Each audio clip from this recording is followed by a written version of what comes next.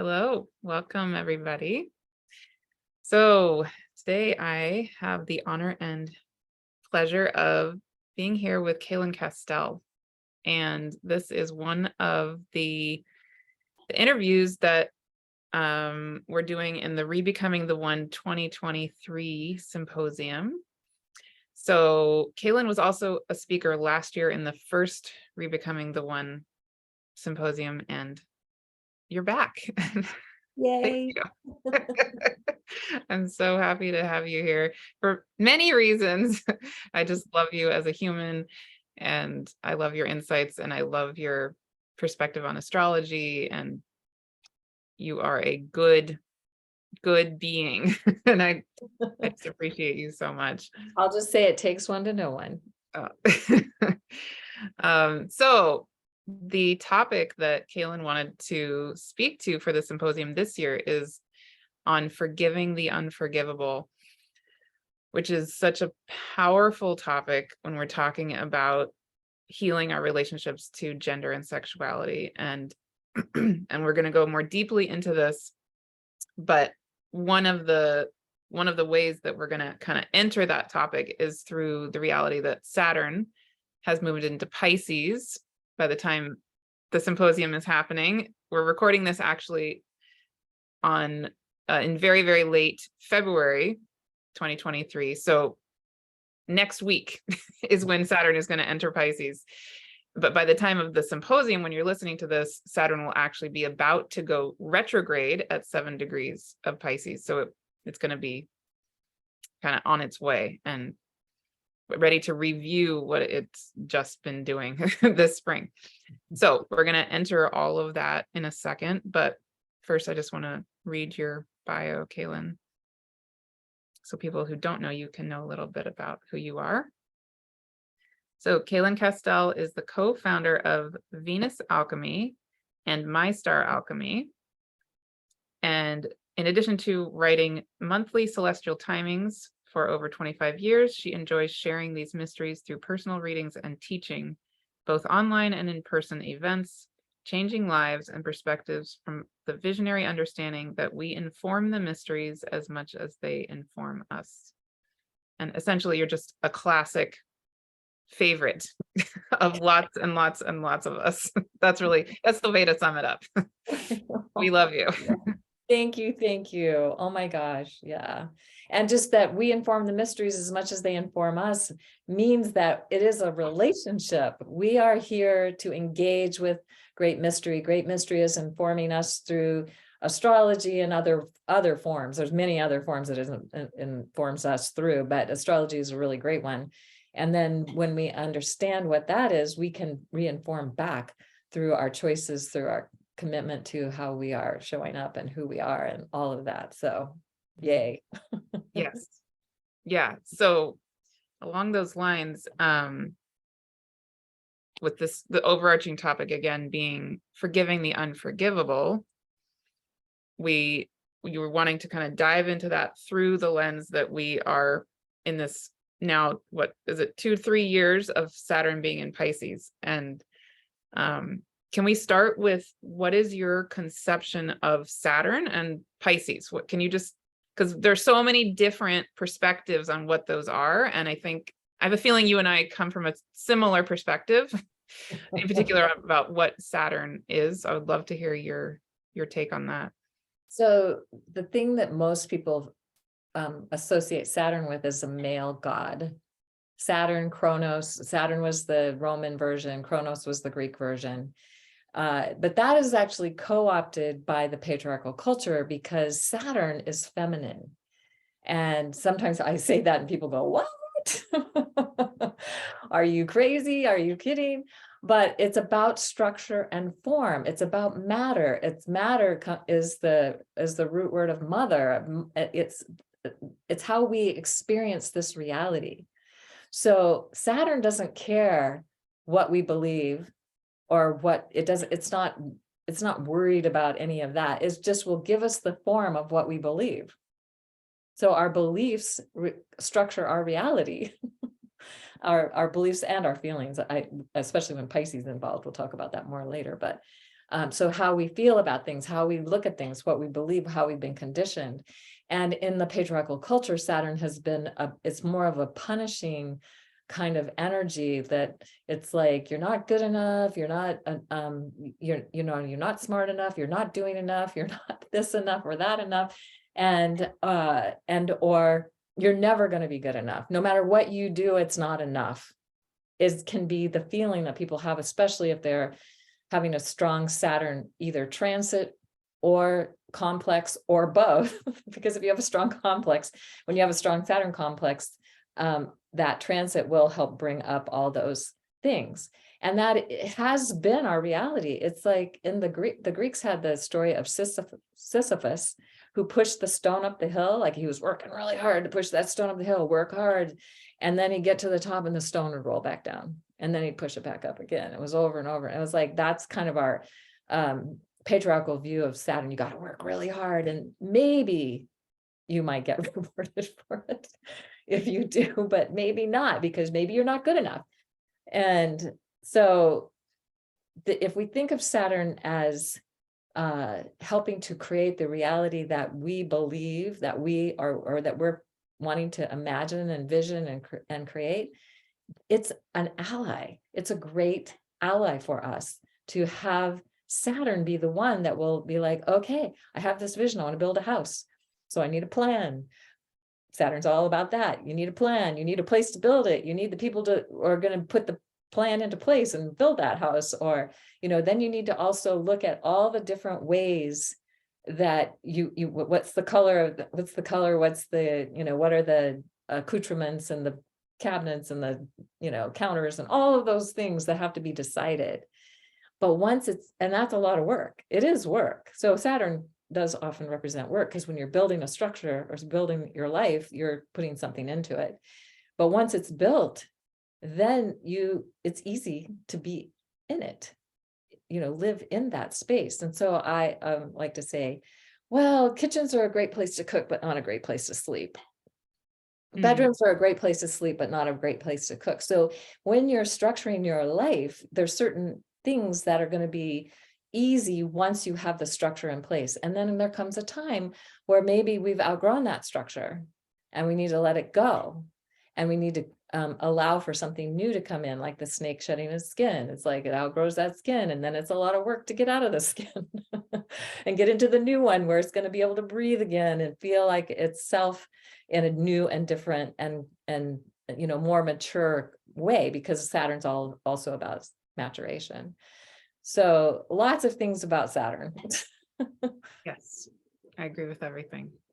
And then Pisces, what's your basic take on Pisces? Pisces. So this is the, well, I'll just admit to everyone that you and I are Pisces sun. Yes. So we personally live Pisces a lot. Yeah. And my Mercury. Yeah. Yeah. So this is, I've been really tuning into, that Pisces is about empathy and compassion and heart. It's the universal heart. And how do we help and heal? How do we show up to be of compassion? First, heal ourselves, heal or heal thyself. And then from that place of having healed and having a healthy heart, can we then help others to heal? Because that's what Pisces gets off on that. It really loves that. It's also visionary. It wants to, it's about dreaming into new dreams and visions and possibilities, very mystical. So Pisces really loves to have mystical union with the divine. Something that, interestingly, if we think about Saturn, doesn't really have any idea of that in our current culture and our current understanding of Saturn. It doesn't, it's all the material world. But Saturn and Pisces is about, like, how are we going to create that relationship, that mystical union with something greater, with the cosmos, with the source, with the whatever you want to call it, great mystery. There's many different ways of speaking into that. Pisces is also highly sensitive or empathic, so it feels what's going on, and that can be a challenge if you don't know how to navigate it, which I've been trying to figure out most of my life. Yeah. Yeah, being really super highly sensitive, but can be also like a superpower, super skill. And so Saturn and Pisces only every, for 2.5 years, about every 27 years, it comes back into Pisces. This is a big deal. And I feel like with the state of the world, we have this opportunity to really it's like do the heart healing that we need to do, and come into a greater place of love and compassion, universal love and compassion, and start creating a structure for ourselves personally, as well as for the planet. So many places we can go with this, but can we come now to the starting place of when I reached out to you to be part of this symposium this year? How did this topic arise? Like what in you, where's that coming from? Why does it feel so alive or important? Well, what I remember is that you were talking about different challenges and issues and things, and people were around gender identity and race, I think, and different things. And so immediately what flashed across my screen of awareness is the place to start is by forgiving the unforgivable. Mm. And literally not one single person on this planet hasn't experienced something that's unforgivable in some way, whether it's been being judged or being punished by parents, or things that have been challenging for us in relationships and or the work world or this world. There's so much violation and invalidation that happens in this reality. And so everybody has something. And sometimes people's response is they just want to forgive it right away and move on. But it comes back and haunts them later because they didn't really deal with it.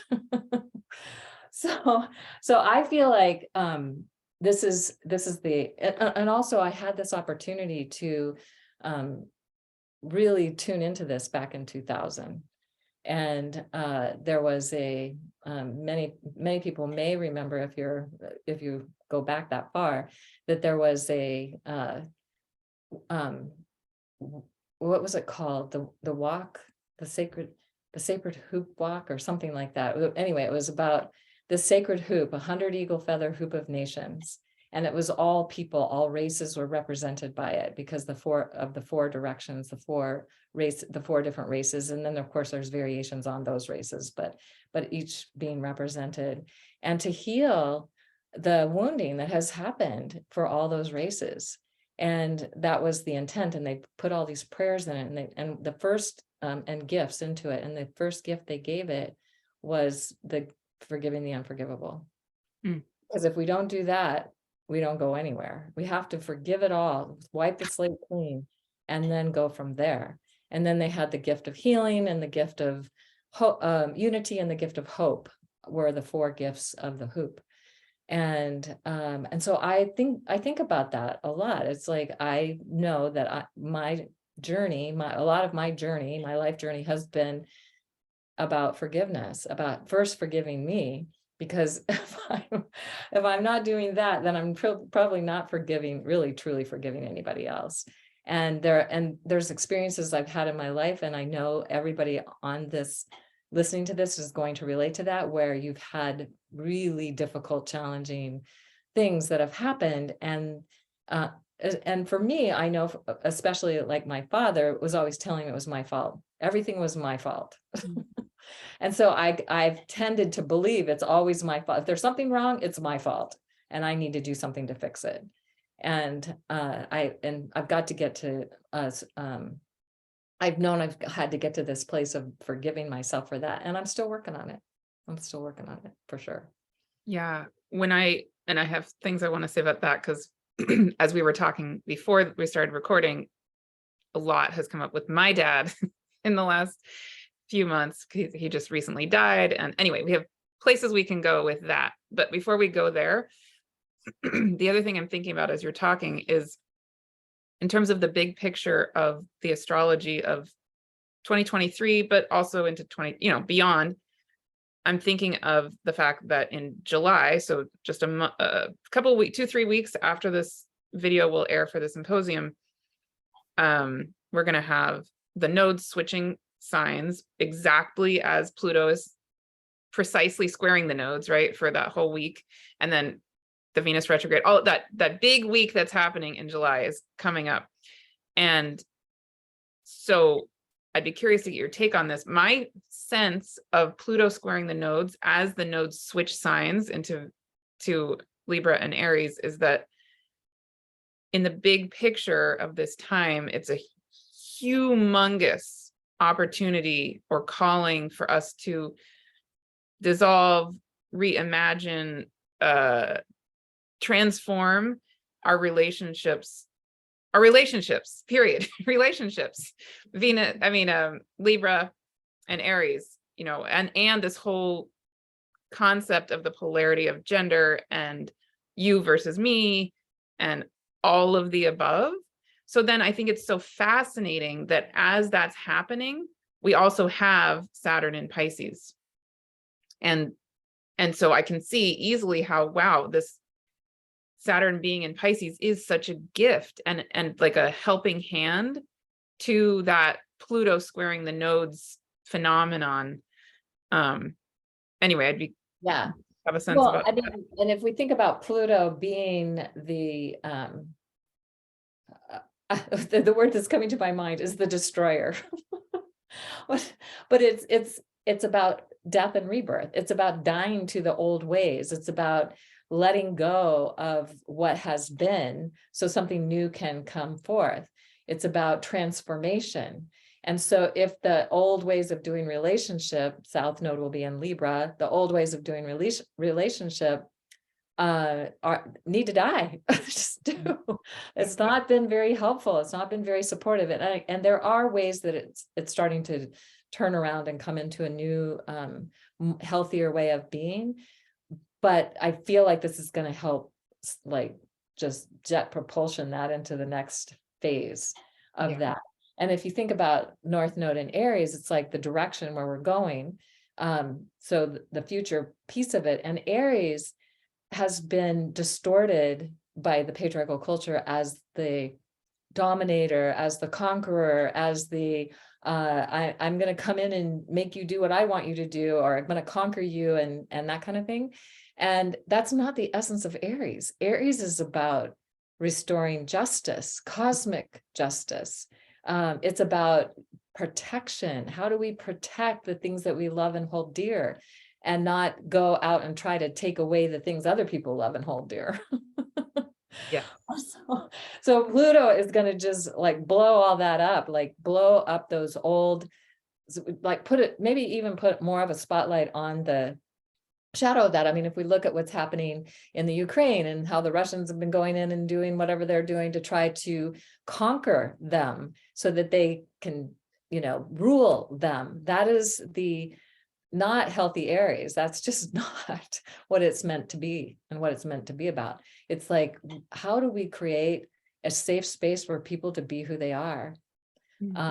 One of my favorite things about Aries that I came across many years ago was that it's like Aries is creating a safe space for us to create something new. Mm. If we think about the midwives of ancient times, that they would protect, they weren't actually helping women give birth, because women could give birth, they knew how to do it. It wasn't like we are now.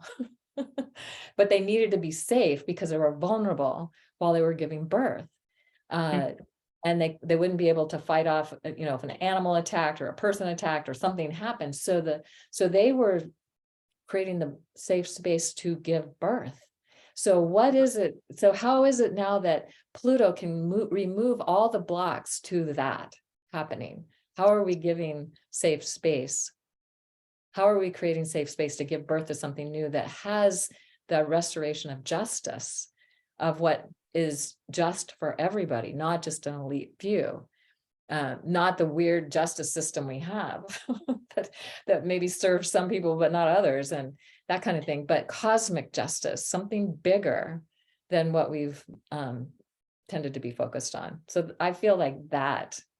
And that's for everybody. That's for no matter what sex you are, what gender you are, what race you are, what religious persuasion you are, whatever your thing is, as long as people are doing no harm, they should be able to be who they are. That's beautiful. I love that. Yes, thank you. You're welcome. And so then the next thing that comes up for me is the question of, you know, as we're doing that destruction of the old ways, et cetera, and we have this Saturn kind of gliding over us in Pisces, it brings up for me the reality that there are different ways of forgiving, and more there are ways that are maybe more helpful than others. Like, for example, I can't remember if you said this just now as we were recording or before, but I think there's a way to essentially almost dissociate into forgiveness. Like, oh, it's fine, don't worry, it's fine, I forgive you. But I think you just, yes, you said that while we were recording. But the reality is, actually, probably on a very deep level, you aren't really forgiving. You're just bypassing what you feel. And so again, I'm curious to hear your thoughts on this, but I can imagine how Saturn being in Pisces maybe helps us to ground, maybe helps us to recognize that we do need some kind of structure there, where we're not just going to fly off into the Pisces Neverland. But we're going to have a way to both be real and move into that forgiveness energy. I don't know if you have any thoughts about that. Yes, because if we don't feel what we feel, we'll still carry it. Mhm. So, finding a safe way to, whether that's screaming into pillows and telling, just getting it out, like whatever nasty, whatever thing you want to say about whatever the situation is or the person has been doing to you, or beating on pillows, or, but it's not about sending it to them, because that's not helpful. And I think that's kind of what we tend to do, or we suppress it so much, and then it comes out sideways later when we least expect it. And then we maybe say things we regret, or we blow up a situation because we haven't been dealing with our stuff. So that idea of disassociation or bypassing, as you were talking about, can happen. So it's like, how do we create rage ceremonies? I like to think about, and grief ceremonies, so we can grieve whatever it is that's also maybe causing some of our rage and our unhappiness, or our feeling betrayed, or feeling like, we've tried to do the best we can do and it's not good enough. Saturn. Yes. So, and really feel that deeply. And Pisces has the ability to do that, especially if we think about how I was just having this conversation with somebody the other day. It's like somebody had died. Actually, I think it was yesterday. Oh my God. It's like, yeah, it was yesterday. Somebody had died 2 years ago, and they never really felt it. They never really grieved it. So doing grief ceremonies, and I did have the opportunity to be a part of one back in 2010. Subampu Somé, who's from the Dagara tribe in Africa, came to Tucson, and we did a grief ceremony. They do these regularly in their tribe. And her elders sent her here to teach us how to grieve, because we don't know how. And they do it as a community. They would do it as a community ceremony. And it was so illuminating for me. It was like, I wound up wailing and keening and howling, letting out. I was like, okay, I'm here, I'm doing this. I'm going to just let it go and be fully in it. And I found myself having this wave of energy rush through my body, because as I was letting go of that grief, it's like this life force just whooshed through me. And I was so energized by that. And also when I started wailing and keening, so did everybody else, or a lot of other people that had been really kind of quiet, just, quietly crying by the altar. And then, and it was like, it gave them permission to also do that. But that rush of energy, I was like, oh my gosh, this is why we need to grieve. We need to grieve all of the injustices, all of the things that have ever happened to us that are not fair or have been violating or invalidating or whatever it is. We need to grieve. First we need to be angry, probably. I don't know. Maybe grief starts and then anger comes and then back to grief. I don't know how it works for everybody, but these are the practices that are going to liberate us, and Saturn will help. Saturn will be like the great mother standing or sitting with us as we go through this. Saturn and Pisces, she's there to hold us. She can't do it for us, but she can support us in doing it for ourselves. That's amazing. Yes. Yes. I'm getting chills. Yeah, and again, so many directions I could go here, but I'm feeling called to move to our fathers for a second, because so my dad did just die in December 2022. So when we're recording this, it's barely over 2 months ago. And he died really unexpectedly, and he was in Thailand and I'm in California. And so it's a complicated situation. And right after my experience since he has died, especially in the week or 2 or 3 right after he died, it was absolutely profound specifically with regard to forgiveness. And just the brief version is that, my dad was a classic kind of colonialist, white guy. So that comes with lots of strengths and lots of difficulties, I guess you could say. He hurt people in his life, including me and including, people in my family. And he also loved me and he loved our family very much. So he's a complex human, like most humans are. But when he died, the main thing that came up for me was that he had been very estranged from a lot of his family. And I think it was, the day after he died, I went to the ocean. I live right by the ocean, and I was sitting by the ocean, and I was with a friend of mine. We're just sitting there, and my friend was just being quiet and just being with me, and happens to be a male friend.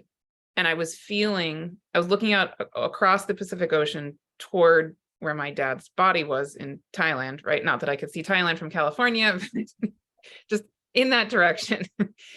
And I felt the spirit of my dad. I felt the spirit of my dad's dad, so my grandfather, and I felt this, and my dad's dad is buried in India. So complex family geography. My dad died in Thailand, but a lot of my dad's family is in India. So my grandfather is buried in India, and my great uncles are buried in India, and my dad is going to be buried in India. So I was looking toward all of my sort of paternal family across the Pacific Ocean like that. And I felt the spirit of my dad and my grandfather and my great uncles just come and sit with me, with my male friend, right? So it's like me, I identify as the feminine, surrounded by this like infusion of masculine love, which was amazing and kind of shocking. And then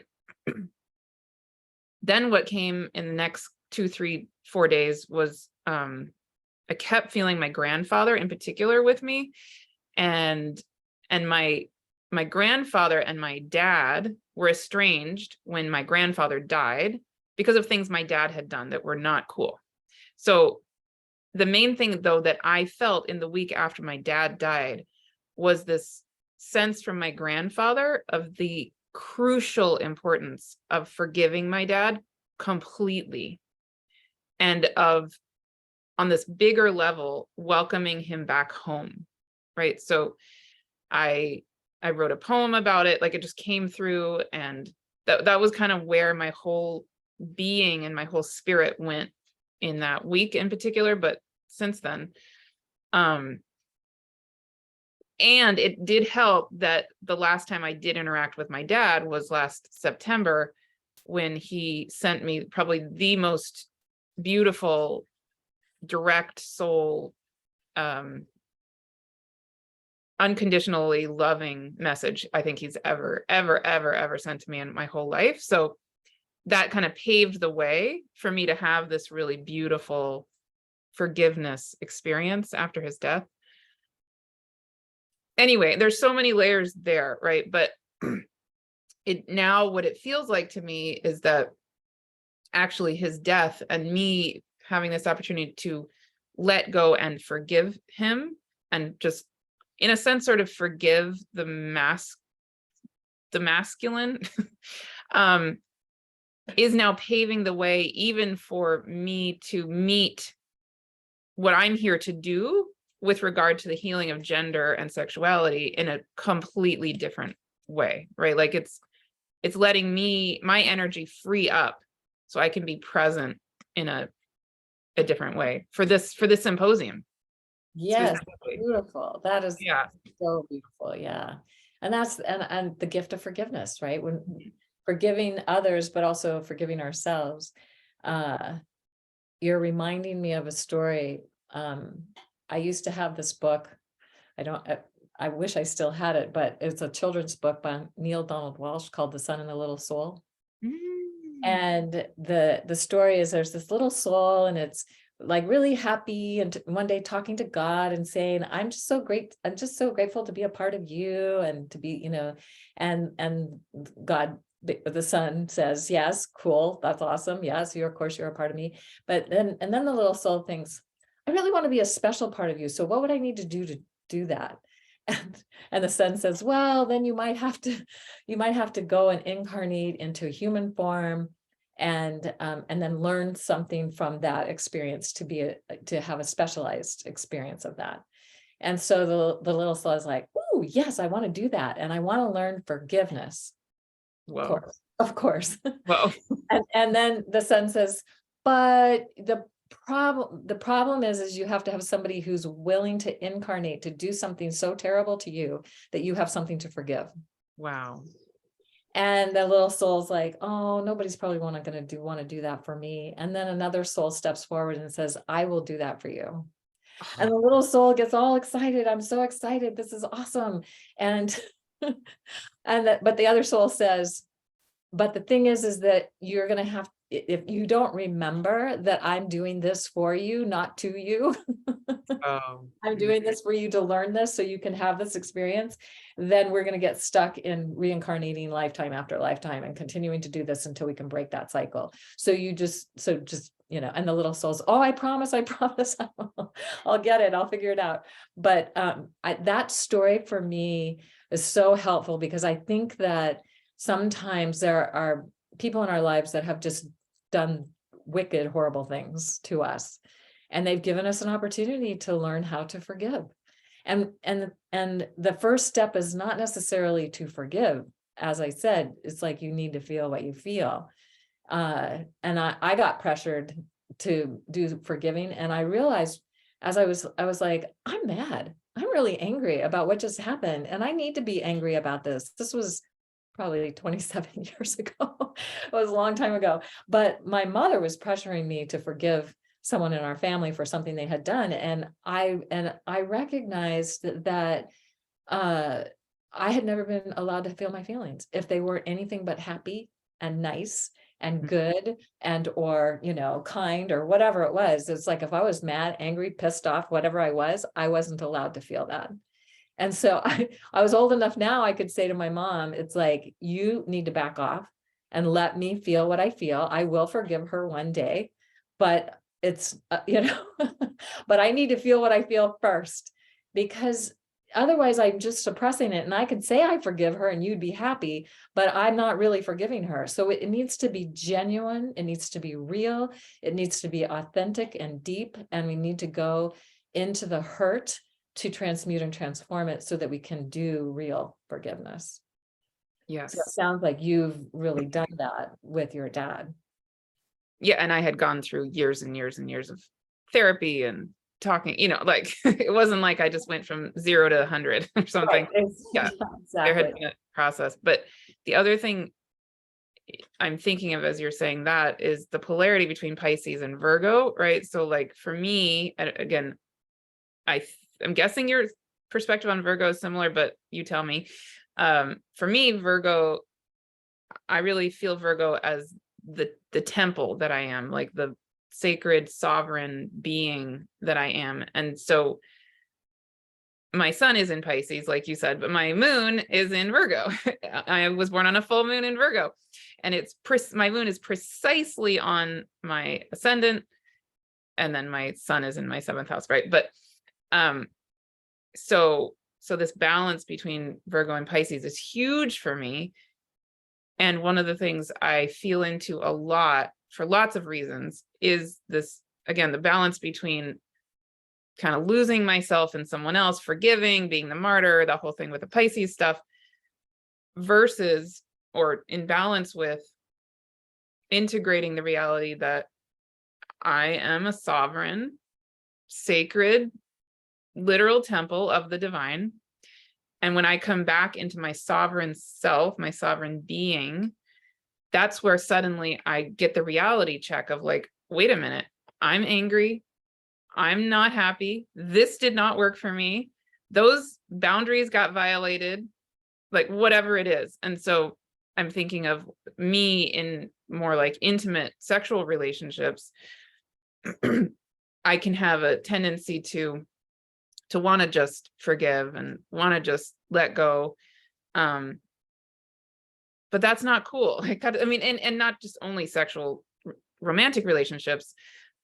It's true just in general. Like there's this need for a lot of us, I think, are more empaths, which probably lots of people watching this video are, right? And we tend to be the kind who can easily forgive.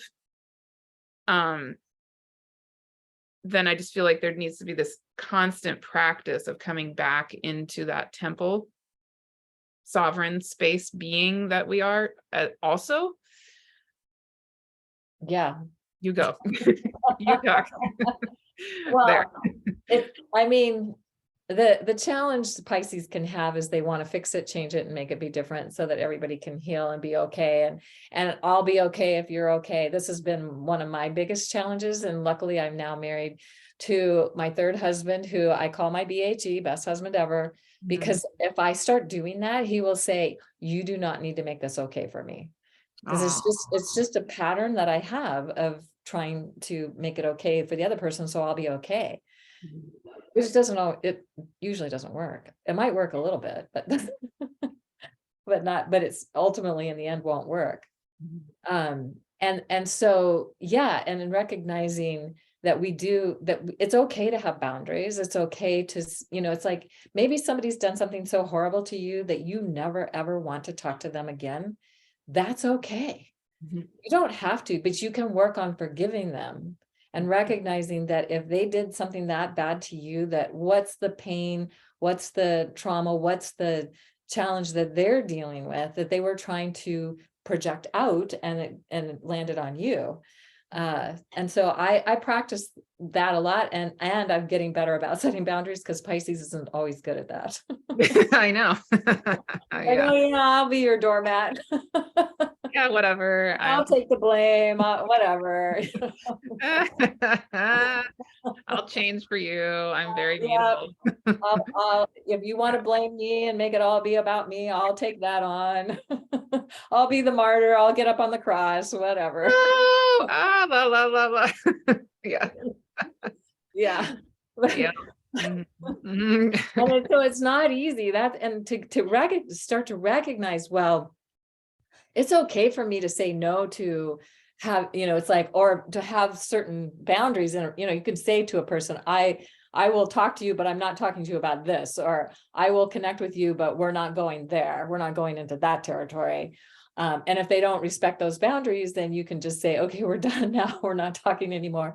Or it's like, just never talk again. You don't, but not from a place of I'm punishing you. I'm trying to get vengeance on you. See what you did. Now I'm never speaking to you again. Not that. It's just I need to be safe. I need to be able to feel what I feel. And now I'm too triggered by you to do that. So I need my own space to be able to feel and get to a healthier place within myself. And then once you do that, you might reconsider whether you're going to have a relationship with that person or not. And I know I've had this happen to me recently where I've had to say no because the abuse just was so much. And I tried everything I could think of to work it out. And then I finally had to say, I have to take care of me. I can't take this anymore. I was losing sleep. I was like stressed and, shaking all the time. And just, it was just so not good. So we can do that. We don't have to put ourselves in harm's way to be forgiving. Right. And I am thinking of Saturn and Pisces again, coming back to our original, our original thing, Saturn, boundaries of Pisces, of the divine. Like, what if it's actually, we kind of maybe have an opportunity with Saturn and Pisces to hand over to the divine this question of what should my boundaries be? What is in actual divine right timing or divine right structure? You tell me, God, or whatever your word is for it. Or you tell me. Yeah, or source energy, or pure source energy, or great mystery, or whatever you want to call it. Yeah. Right. Yeah. We live in a world of boundaries. This is the middle world, the Saturn's world. We live here and we get to have ones that work for us. We get to choose that if we want to. Some people don't, or maybe they're not aware enough to, or whatever. But it's not necessarily our job to go in and rescue and fix them, which is what Pisces often likes to do. Unfortunately, it can be at their own expense. And then you have to start re-evaluating that. But having that mystical connection to the divine, to something that is beyond the boundaries, Pisces tends to merge into whatever it is connecting with. It's like, I started noticing this when I was in high school, and I didn't even know anything about astrology at the time, was that around certain friends, I would behave one way, and around other friends, I'd behave another way. I would just like merging into the field of what was expected. I was like, oh my God, look at this. I'm like different people in different situations. So that is a tendency that Pisces has. And so it's really challenging for them to even recognize what is true for them and what are healthy boundaries for them. Yeah. So Saturn's going to really help with that. Saturn loves boundaries. Yeah. So if you're advising someone, let's say just in life, but if you happen to be looking at their chart, you happen to be doing a reading with them, or whatever it is, and you notice this Saturn and Pisces energy really highlighted somehow for them, what could you imagine advising them to do? Or of course, it's gonna be different for every person in every situation. I understand all that, but is there something that comes up for you that as a general kind of starting place, where you could imagine? Yeah, I feel like probably something that would be really helpful for everybody to do, regardless of whether you have Saturn activating you, but just being with Saturn and Pisces, and of course, if Saturn's activating you even more so, just beginning to feel into how are the boundaries that you have for yourself working for you, and what are the feelings that are there that you haven't really felt or processed, and giving yourself permission to do that. Find a way to do that that's going to be healthy and not like go and spew it on somebody. And in a way, it's like, what are you saying yes to and what are you saying no to? Anytime Saturn's in the house, it's like, what are you saying yes to, and what are you saying yes to that would be better if you said no, and what are you saying no to that would be better if you said yes? That's and to feel into that, not to just think about it. Think about it. Yeah, that's good. But really aligning heart and mind. So feeling into it as well, because your feelings may have different information for you. And Pisces is all about the feelings. the deep emotional realm, and how we can get information from that, but also how we can get overwhelmed by other people's feelings. So we don't even know what we feel. And so then how do you create space to even take time to figure that out? I think Yeah. that's going to be important. And then from there, it's like, what would it take for you to forgive yourself for the fact that maybe you have never done that for yourself before, or maybe you haven't done it enough for yourself before? Self-forgiveness. We haven't Self-forgiveness. even mentioned that. That's where it Yeah, starts. here we go. Right. Yes, that too. Yes. Right. Yeah. Because if we're not forgiving ourselves, we're really probably not fully forgiving others. Right. And yeah. And, it's like whatever guilt, shame, fear, blame, defend, explain that we might be doing. If we find ourselves doing that, I also call it the blame, shame, and complain game. So if you catch yourself blaming somebody, shaming somebody, or complaining about somebody, ooh, you need to look at you, because that's within you. And maybe remove yourself from the situation that's causing you to want to do that. So you can take the time to go, how is this about me? And how am I doing this to me? And then forgive, and doing some forgiveness practices around that. Of course, there's lots of ways that you can do that, but first feel what you feel. And then you can do Ho'oponopono. I love you. I'm sorry. Please forgive me. Thank you. You can do that for yourself. I love you. I love you. I'm sorry. Please forgive me. Thank you.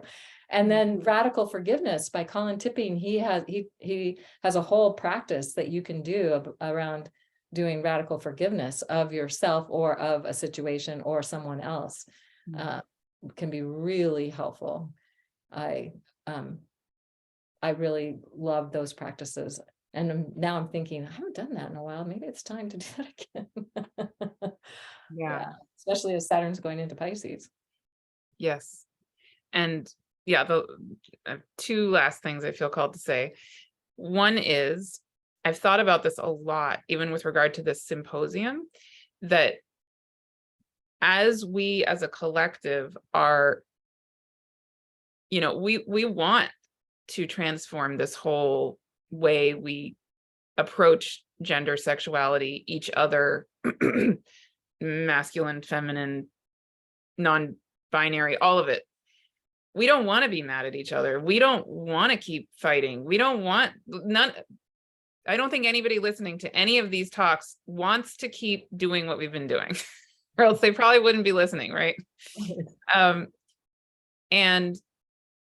And I've thought about how, though, in my role of even holding the space for this symposium, sometimes things get said that I don't necessarily agree with, or I can see how people's own journey and my own journey is in a process of change and growth and healing. And so I've had to be very careful and clear and discerning, my moon on my ascendant in Virgo, sitting here holding the temple, right? The sacred temple of what is supposed to be in this space and what's not. And there are certain things that are just a clear no, like, no, we're not going to go X. I won't even name it. Like, there have been very clear no's. But what I've also realized is that this process is not about us being perfect. It can't be, because we're not perfect. None of us are. And so there's this crucial role to forgiveness, because we can't really have this conversation even if we're not able to move through things that feel difficult, or feel like we disagree, or whatever it is. The whole healing has to have the component of forgiveness, and we have to be able to, within that sacred temple, we have to have space for not perfection. Does that make sense? Right. Well, being perfectly imperfect. There you go. That. Yes, exactly that. Yeah. And the problem is that Saturn has had this overlay of perfectionism Yes. placed on it. And so we're trying to be perfect, but we can never be perfect. So we're never going to live up to that. So we're going to never feel that we're good enough, or that we're perfect enough, or that we have figured it out enough, or whatever all that's about. It's not going to happen. Mhm. And while we're forgiving ourselves for being imperfect, we can forgive others as well. We can extend that forgiveness for Yeah. the, I mean, I think about the world it's like there's messiness in the world. There's massive storms that have been happening all over the place, and earthquakes and tornadoes and hurricanes and things that happen. It's like, that's messy. And maybe it's perfect in its own way. But from one perspective, it might be that's pretty imperfect. Like, you're just going to go in and destroy a whole bunch of land and people and animals and trees and whatever. Like, oh my God. That's so yeah. Yeah. That and so one of the things that I feel like as a culture, we are maybe hopefully getting to the place, and maybe Pisces can help with us with Saturn and Pisces, is getting over our obsession with perfectionism. Yes. Yes. And I've heard from so many people, participants from last year, and even speakers from last year and myself, who have transformed so much in their perception and their approach to all of this. I can tell you for a fact that hosting the symposium last year completely changed my life. It just did, for lots of reasons. But even in my perspective on gender, sexuality, all of it, I learned a ton. And I've heard from people, like multiple people, actually, women. This was a common theme. Women in their 70s or even 80s who identify as heterosexual cisgender women. And they said, I don't really feel like this is necessarily for me, but I felt a calling to be part of it. And then I realized so many ways in which, even at age 78 or whatever, that I want to change the way that I am living, for so many, lots and lots of layers and reasons for that. And, like, my grandchild just came out to me as transgender or non-binary or whatever it is. And all of a sudden, because of being part of this symposium, I feel able to meet them in a totally different way. Right. And so I feel like there's an element there of humility, but also of then when we realize, wow, I'm suddenly shifting the way that I'm approaching things. I have to forgive myself for not, the me yesterday didn't know this or didn't recognize it or whatever. And that's okay. Like, that's part of this whole process. Yeah. Yeah, because we're evolving and growing all the time, and hopefully expanding our consciousness and awareness and our ability to perceive things in new and different ways. And when that happens, then the ways we saw things before, we might think, Mhm. oh, I hadn't done that. But there's there again, self-forgiveness. Yeah. It's like we did Even the best we could at the time. And exactly. now we can do better, and that's awesome. Mhm.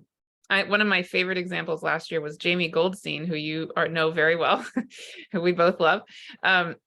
She was a speaker, and she recorded early on when I was recording the talks last year. And then she contacted me a couple months later and said, can I re-record? Because actually, through this whole process of being part of the symposium, I realized I said some things in that first video I don't agree with anymore, even 2 months later, So we recorded a second talk, and that was the one that actually went into the symposium last year. And in the second video, she talks about that process that she had last year. So yeah, I can say for me firsthand, it absolutely changed me. I know it changed her. I've heard from so many people it changed them. Yeah. So it's just like, we have to be in this constant holding space for ourselves for it to be okay that we're learning and growing, because that's the point, right? That is so. Mm. Yeah. And to be able to hold ourselves, I think this is something Pisces does, is to hold ourselves gently with Yes. love and compassion and kindness and caring, and and the courage to do that, to be there with that, but not in a harsh way, but in a loving, gentle, kind way. And to recognize that, we still, I'm sure I'm going to make more mistakes. Yeah, totally. I'm not planning on it, but I'm not trying to do it, but I might. And so it's like having a daily forgiveness practice. So good. So Mm. good. Mm-hmm. And then my last image coming to me, I'm curious your take on it, is when I think about Saturn in general, one of the images that comes to me that feels really good is, like, as you're talking right now, I get this image of myself probably as an older, wise being of any gender, probably for me, feminine, just being present with me, and just holding space for me. I'm wondering if do you tend to Not judging you and thinking, oh my God, I can't believe she just did that. Or that she hasn't figured that out yet, or she's still, perhaps making certain mistakes still, Mhm. or whatever that's about. It's not, there's no judgment there. It's just holding that space, that and knowing that you're gonna it's like your higher self, or your wise elder self that is holding space for you. I Yeah. love that image. That's really good. Mhm. And not judging you, but just loving you. Yeah, exactly. For me, that kind of sums up everything we just talked about. That Exactly. I mean, image. it's what we do for our children. They make mistakes, Mhm, when your mhm. toddler, doesn't get to the bathroom in time, you're not gonna like, hopefully you're not judging them. You might be very frustrated. It You might might be be 3 frustrated. a.m. Yeah, it might be 3 a.m. and you've changed 3,000 diapers and you just Right. really need sleep. Yes. Right, Yeah. because we're human, Yeah. but the And higher self part of us isn't going to judge that. It's like, oh, you're human, you're learning. This is part of the process. right. Yes. We don't stop loving them because they peed on the floor or whatever. Yeah. Exactly. Yeah. Exactly. Awesome. Is there anything else you feel called to say? I feel like this has been amazing. Awesome. Thank Yeah. you so much, Cayelin. So Um, what would you like people to know about you, what you're offering, what's coming up for you, anything you want to invite people into? I will create a page that I'll just give people the link. You don't have to sign up for my list or anything, that will have some articles, Saturn on when life isn't fair, Saturn story, because it's really helpful to understand Saturn from that perspective.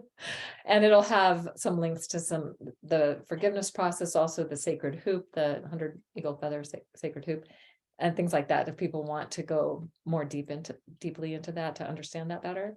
So I'll make that available. Beautiful. And then just in terms of your astrology offerings,